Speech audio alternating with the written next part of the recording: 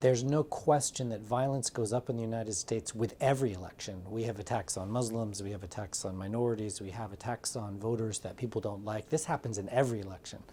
But in recent years, it's been getting worse, and there's been more politicized violence. So you may remember the shooting at the baseball a couple of years ago, and the shooting of journalists in Annapolis, Maryland.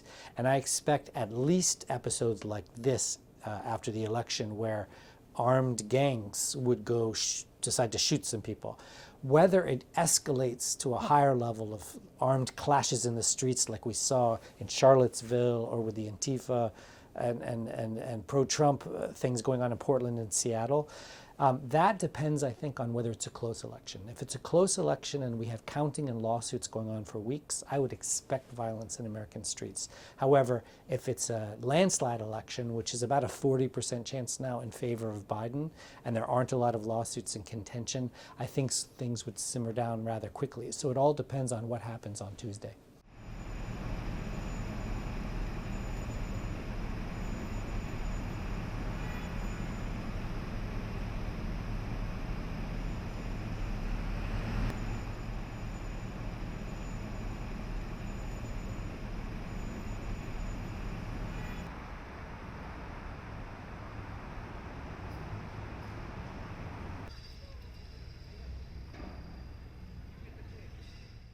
I think it's unlikely that there will be widespread violence. I think that despite the fact there may be sporadic instances of violence, which we confront every day in the United States without any elections, that by and large there will be a peaceful transfer of presidential power and we'll move forward. We still have a very, very strong commitment as a country to the electoral process. And even though there are exceptions to that rule, I think they're rare. And the other thing that's encouraging, that it's obvious that our military is clearly committed to civilian control.